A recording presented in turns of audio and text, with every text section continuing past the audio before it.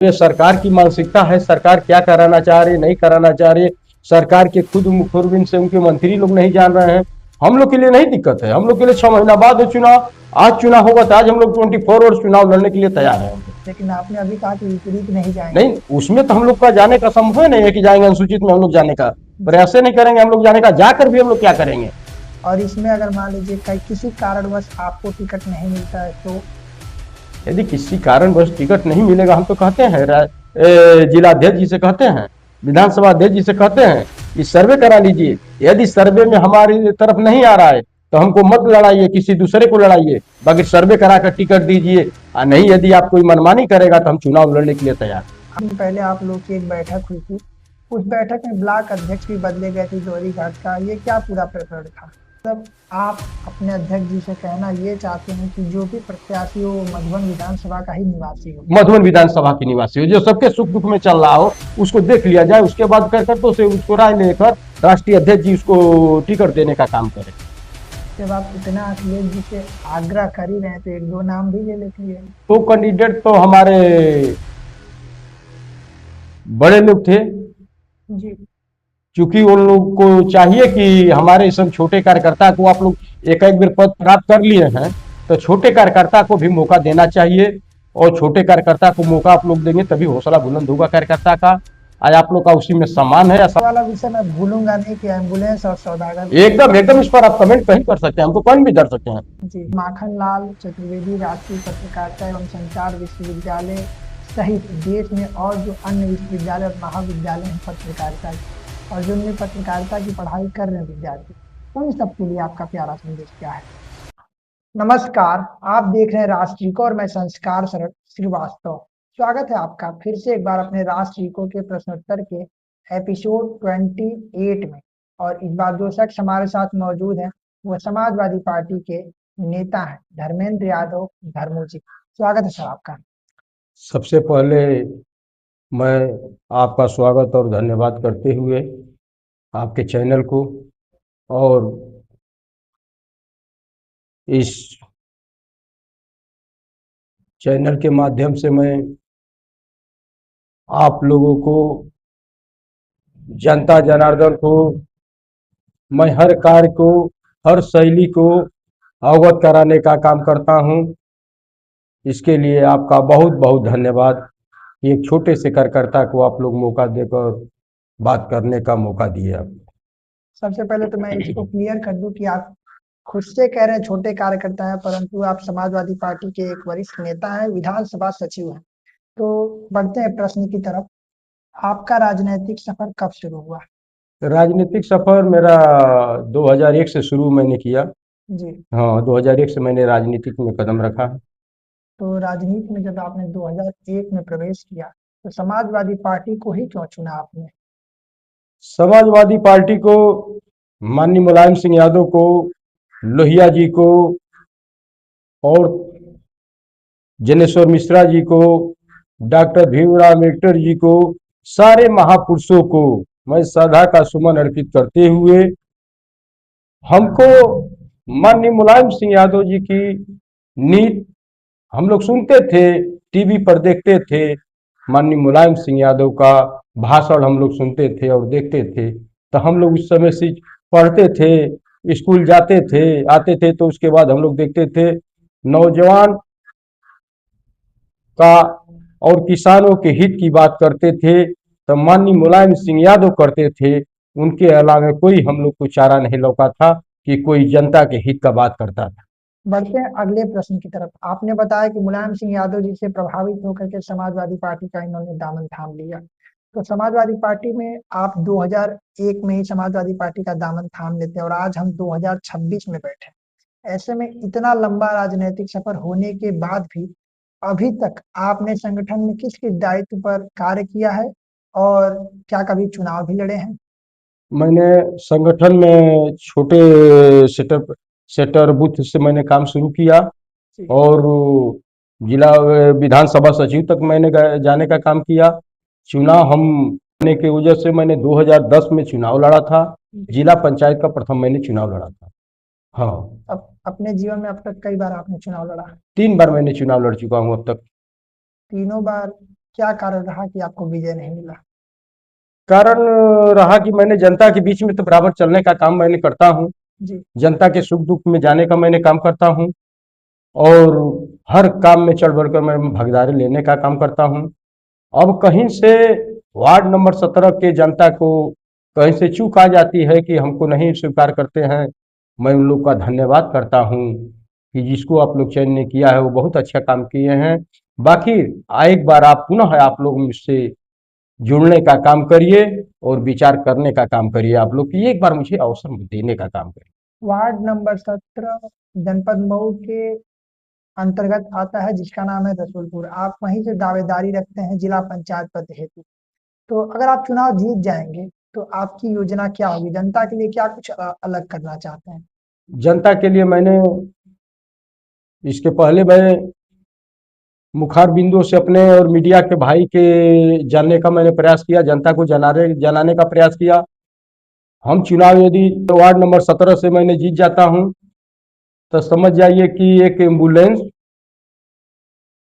और एक सौदागर लाश ले जाने के लिए मैं जनता के हित का काम करने का काम करूंगा, मैंने कह चुका हूं इसको। ये एम्बुलेंस और जो सौदा के लिए जो गाड़ी होगी, ये क्या निःशुल्क होगा, क्या होगा?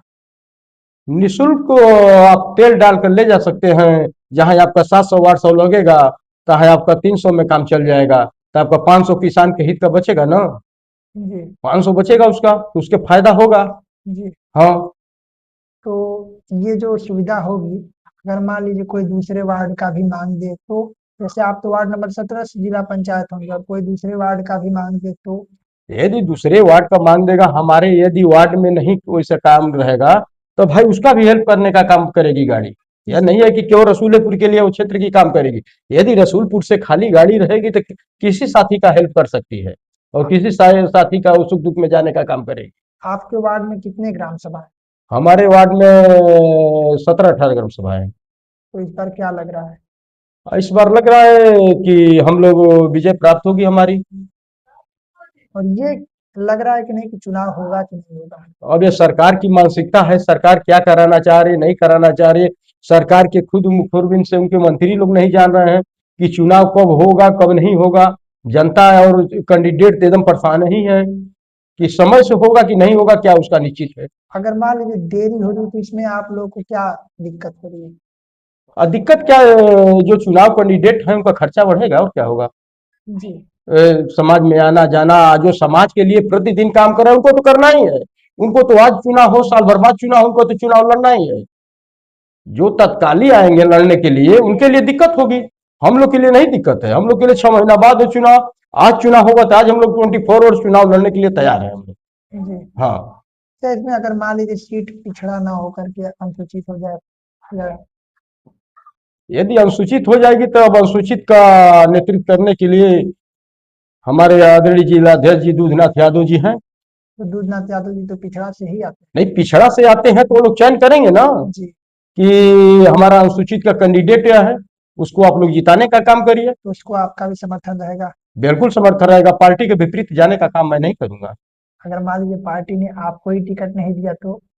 यदि टिकट हमको नहीं दिया पार्टी ने, यदि किसी दूसरे को भी दिया तो मैं तो 3 चुनाव लड़ चुका हूँ। लेकिन आपने अभी कहा कि विपरीत नहीं जाएंगे। नहीं, उसमें तो हम लोग का जाने का संभव नहीं है कि जाएंगे अनुसूचित में, हम लोग जाने का प्रयास नहीं करेंगे। हम लोग जाने का, जाकर भी हम लोग क्या करेंगे।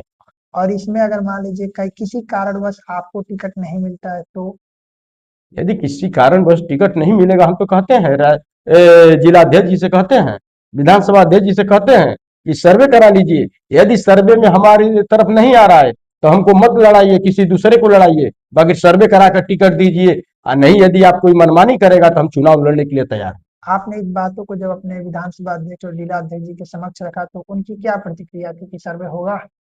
कहे थे कि राष्ट्रीय अध्यक्ष जी का फैसला है कि हम लोग किसी को कैंडिडेट नहीं बनाएंगे, सारे साथी लड़ेंगे, जो जीतेगा वो हमारा रहेगा, जो हारेगा भी वो हमारा रहेगा। मतलब समाजवादी पार्टी इस बार कैंडिडेट कम चांस है कि अपना उतारे? हाँ, कम चांस है कि कैंडिडेट अपना देगी। जी। हाँ, अच्छा, उस बैठक में एक दिन कुछ दिन पहले आप लोग की एक बैठक हुई थी, उस बैठक में ब्लॉक अध्यक्ष भी बदले गए थे दोहरी घाट का, ये क्या पूरा प्रकरण था? इसके पहले सुजीत विश्वकर्मा के पहले दयानंद प्रजापति थे जी। ब्लॉक अध्यक्ष। जी उसके बाद सुजीत हुए। जी अब सुजीत को हटाकर वो इस समय दया प्रजापति जी हुए। हम भी आप लोग के माध्यम से मोबाइल पर देखने का काम किए। तो अब कौन किए हैं, अब जिलाध्यक्ष जी के माध्यम से हुआ है कि क्या हुआ है। अब भाई अब वही लोग ना संगठन के चलाने वाले वही लोग हैं। क्योंकि आप विधानसभा सचिव हैं तो आपको भी जानकारी तो होगी ही कि क्या प्रकरण रहा इसमें। अरे ठीक है, हम लोग के हैं, बाकी विधानसभा और जिलाध्यक्ष ने कमेटी को तय करते हैं। जी अब विधानसभा जी लिस्ट विधानसभा की बना कर देते हैं, तो उस पर जिलाध्यक्ष जी भी मंथन करते हैं। उस पर मंथन करके बनाए हैं ये लोग, और उस जी पर मैं क्या कर सकता हूँ। आपकी अगली तैयारी संगठन में क्या है? मान लीजिए जिला पंचायत आप बन जाते हैं तो संगठन में भी बने रहना है दायित्व के साथ या फिर क्या है? नहीं, संगठन के साथ मैं चलूंगा। तो संगठन में भी अगली तैयारी है किसी बड़े दायित्व के लिए या? बिल्कुल, बड़े दायित्व के लिए तैयारी रहेगी, जी एकदम रहेगी, उसमें कोई दूर है नहीं है। 2027 में क्या लग रहा है? 2027 में हम लोग सुबह का मुख्यमंत्री आदरणीय अखिलेश यादव को देखना चाह रहे हैं। ये तो आपकी व्यक्तिगत इच्छा है, आप लोग चूंकि जनता के बीच में भी रह रहे हैं तो क्या लग रहा है कि इस बार बदलाव होगा या फिर से? अब जनता जनार्दन का मूड बन गया है कि इस समय अखिलेश यादव को मुख्यमंत्री बनाने के लिए तय कर लिया है जनता। हम लोग देखते हैं सारे समाज के लोग एक कतार में चलने का काम कर रहे हैं। देख रहे हैं ब्राह्मण समाज ने चलने का काम कर रहा है, क्षत्रिय ने चलने का काम कर रहा है, भूमिहार समाज ने चलने का काम कर रहा है, सारे ओबीसी के दलित के समाज ने चलने का काम किया है। देख रहे हैं 2024 में आदरणीय अखिलेश यादव जी ने जो उत्तर प्रदेश में प्रदर्शन किए हैं। जी अच्छा, 2027 में आपके विधानसभा मधुबन में आपको क्या लग रहा है सपा किसको प्रत्याशी बनाएगी? अब ये राष्ट्रीय अध्यक्ष जी का दायित्व है कि किसको प्रत्याशी बनाएंगे। हम लोग का कहना है राष्ट्रीय अध्यक्ष जी से कि राष्ट्रीय अध्यक्ष जी प्रत्याशी कोई कास्ट और कोई कौम का हो उस पर नहीं हम लोग को टीका टिप्पणी है। बाकी चूंकि हम लोग का कहना है कि मधुबन विधानसभा हम लोग का इकलौता विधायक नहीं हम लोग पा रहे हैं, किसी दिन से हम लोग विधायक की तरस रहे हैं। बाकी मधुबन विधानसभा के नेतृत्व करने वाले एक लोग की कमी नहीं है। मधुबने का कोई आप किसी जात और धर्म को दे दीजिए, हम लोग को उस पर टीका टिप्पणी नहीं है। कार्यकर्ता को टिकट दे दीजिए, हम लोग सक्षम है कार्यकर्ता को चुनाव लड़ाने के लिए। 10-20 हजार की मदद करने के लिए हम लोग सक्षम हैं। तो मतलब आप अपने अध्यक्ष जी से कहना ये चाहते हैं कि जो भी प्रत्याशी हो वो मधुबन विधानसभा का ही निवासी हो? मधुबन विधानसभा की निवासी हो, जो सबके सुख दुख में चल रहा हो उसको देख लिया जाए, उसके बाद कार्यकर्ताओं से उसको राय लेकर राष्ट्रीय अध्यक्ष जी उसको टिकट देने का काम करें। जब आप इतना अखिलेश जी से आग्रह कर ही रहे हैं तो एक दो नाम भी ले लेती है। नहीं, अब राष्ट्रीय अध्यक्ष जी अब उसको कर सकते हैं भाई, हम लोग क्या करेंगे, हम लोग के नाम लेने से होगा नहीं। राष्ट्रीय अध्यक्ष जी जो करेंगे फैसला। बाकी हमारा राष्ट्रीय अध्यक्ष जी से निवेदन है कि मधुबन के दें, मधुबन के दें, ओबीसी फॉरवर्ड बैकवर्ड किसी अनुसूचित दलित किसी समाज के दें, उस पर हम लोग को टीका टिप्पणी नहीं है। हम लोग जिताने का काम करेंगे, मधुबन का प्रत्याशी रहेगा, हम लोग राष्ट्रीय अध्यक्ष अखिलेश यादव जी के झोली में विधायक बनाकर डालने का काम करेंगे हम लोग। आपकी ही पार्टी के एक नेता हमारे ही शो में कहें यही बात जो आप कह रहे हैं, जो भी प्रत्याशी हो पर मधुबन विधानसभा का निवासी हो। और मैंने उनसे ये फिर अगला प्रश्न किया कि अगर किसी कारणवश भाजपा मधुबन विधानसभा के अंतर्गत निवास करने वाले को प्रत्याशी बना देगी और सपा नहीं बनाती है तो ऐसी स्थिति में आप क्या करेंगे? तो उनका कहना था कि हम उसको समर्थन दे देंगे, यानी भाजपा का अगर कोई निवासी मधुबन विधानसभा का है और वो प्रत्याशी बनता है और सपा का बाहरी रहेगा तो हम सब अपना समर्थन उनको दे देंगे, भाजपा वालों को। तो ऐसे में आपकी क्या राय है? अगर मान लीजिए आपके साथ भी ऐसा ही हो जाए कि सपा से बाहरी प्रत्याशी और भाजपा से घर का ही हो तो आपका समर्थन किसको होगा? हमारा समर्थन हमारे पार्टी का रहेगा। राष्ट्रीय अध्यक्ष जी का फैसला सर्वोपरि है हम लोग के लिए। जी हाँ, हमारा सहायकाल ही सिंबल रहेगा, हम कहीं नहीं जाएंगे। तब जो राष्ट्रीय अध्यक्ष जी का फैसला है इसको हम लोग को सम्मान करना है। यदि उनके नीतियों पर चलना है, लोहिया जी की नीतियों पर चलना है, जनेश्वर मिश्रा जी की नीतियों पर चलना है, बाबा साहब की नीतियों पर चलना है, सारे महापुरुषों की नीतियों पर चलना है, तो जो राष्ट्रीय अध्यक्ष भेजे उसको हम लोग को स्वीकार करना है। उस पर कोई नो कमेंट। बैठकों में जब आपकी बैठकें हो रही हैं विधानसभा स्तर पे जिले स्तर पे तो क्या लग रहा है कि इस बार अध्यक्ष जी आपके निवास करने वाले को प्रत्याशी बनाएंगे? क्योंकि बड़े नेता भी आते होंगे तो चर्चाएं तो होती ही होंगी। अब राष्ट्रीय अध्यक्ष जी अब यहाँ से अब वहां से राष्ट्रीय अध्यक्ष जी और यहाँ से मिलान करेंगे। यहाँ से लोग बड़े लोग हैं, जैसे हमारे जिला अध्यक्ष जी हो गए, जी यहाँ से कुछ रिजल्ट देते होंगे। विधानसभा अध्यक्ष हैं, कुछ रिजल्ट देते होंगे कि इनको प्रत्याशी बनाया जाए कि हम लोग के लिए सुपर रहेगा। जी तो उसी पर विचार करके सारे संगठनों और फ्रंटल के साथियों से विचार करके टिकट न दिया जाता है। जब सारे फ्रंटल के साथी यदि अपने अपने स्वार्थ में सारे लोग लग जाएं तो ये गलत नहीं। चलिए, ये तो हो गई बड़े चुनाव की बात। अब आते हैं फिर से एक बार आपके चुनाव पर। आपने बताया कि आपकी जिला पंचायत वार्ड के अंतर्गत 17 से 18 ग्राम सभा आते हैं। तो वोट कितने हैं, पोलिंग कितनी होती है वोट? वोट हमारे यहाँ 50,000 54,675 है। जी हाँ, इसी के हिसाब से आप देख लीजिए 60-65% पोल होगा। यदि प्रधानी और जिला पंचायत साथ में होगा तो बहुत होगा, तब 70 होगा, इससे आगे नहीं होगा। जी। हाँ, यही होगा वोट पोल। तो जो पिछली बार जीते थे उन्होंने कितना मत हासिल किया था? वो 5400 वोट पाए थे। आप कितना प्राप्त किए थे? 1969 वोट। जी। हम्म। तो जो जीते थे वो आपकी ही पार्टी के थे? नहीं नहीं, वो बसपा के कैंडिडेट थे। जी हमारे दल से 3 लोग हम लोग लड़ गए थे, जी इसीलिए हम लोग का दुर्भाग्य माना जाए कि हम लोग नहीं हो पाए। 2 कैंडिडेट तो हमारे बड़े लोग थे, जी क्योंकि उन लोग को चाहिए कि हमारे सब छोटे कार्यकर्ता को आप लोग एक एक बार पद प्राप्त कर लिए हैं, तो छोटे कार्यकर्ता को भी मौका देना चाहिए। और छोटे कार्यकर्ता को मौका आप लोग देंगे तभी हौसला बुलंद होगा कार्यकर्ता का। आज आप लोग का उसी में सम्मान है, या सम्मान भी कार्यकर्ता करेंगे। हम सम्मान करते हैं, बड़े नेताओं का सम्मान मैंने करता हूँ, सम्मान करना चाहिए। चुनाव अलग की चीज है, लड़नी और भिड़नी अलग की चीज है, बाकी सम्मान करना चाहिए। कभी तो उनके दिल में तनिक सा हमारे लिए हमदर्दी आएगी तो थोड़ा सा देख देंगे, तो हम लोग जिला पंचायत सदस्य बनने का काम करेंगे। बाकी दायित्व हमारा है। तो इस मैं बार क्या लग रहा है, उनका समर्थन होगा? हम तो चाहेंगे कि हमको आप लोग लड़ा दीजिए, क्योंकि स्थिति उन लोग की सही नहीं है। जी वो हमारे बड़े लीडर लोग हैं, उन लोग का मैं सम्मान करता हूँ, और उन लोग की बात हमारे सराखों के पीछे है। जो वार्ड नंबर 17 में हमारे बड़े लीडर हैं, उन लोग का मैं सम्मान करता हूँ। वार्ड नंबर 17 में जिला पंचायत बनने का काम करूंगा।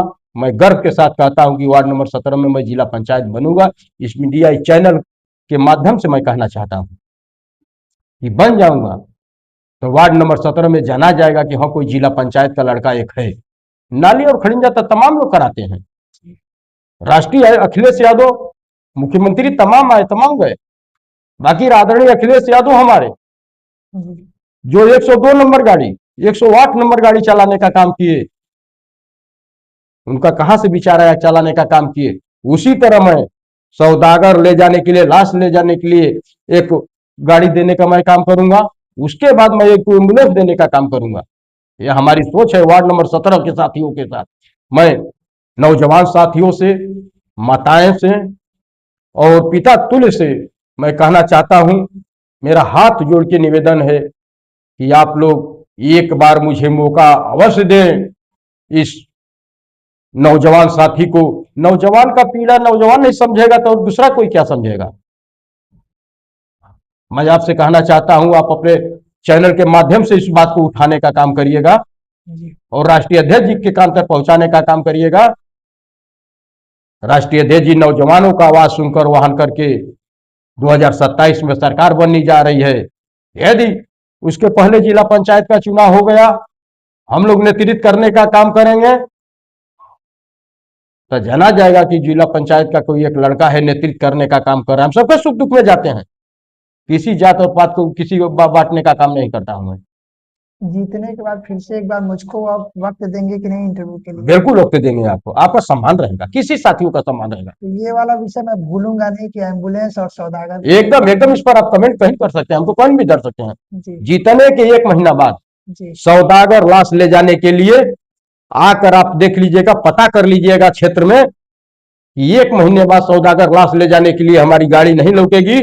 उस पर आदरणीय अखिलेश यादव का उस पर नाम रहेगा, उसके नीचे मेरा नाम रहेगा, धर्मेंद्र कुमार यादव, वार्ड नंबर 17 जिला पंचायत के सौजन्य से, जनता जनार्दन के लिए। जी। हाँ, रहेगा यह। चलिए, मेरी शुभकामनाएं आपके साथ हैं कि आप नेतृत्व करें।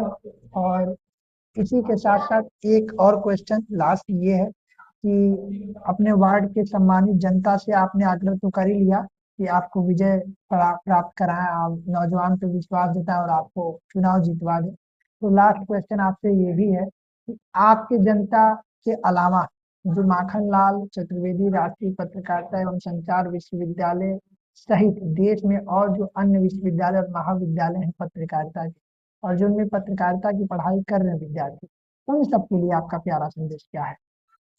वो सारे साथियों के लिए हमारे तरफ से शुभकामनाएं जी शुभकामनाएं हैं एकदम, कि आप लोग अपने अपने कार्य में ईमानदारी के साथ भागीदारी लेने का काम करें, मेहनत से पढ़ने का काम करें। आप लोग का इसी के साथ आपके चैनल के माध्यम से मैं कहना चाहता हूं कि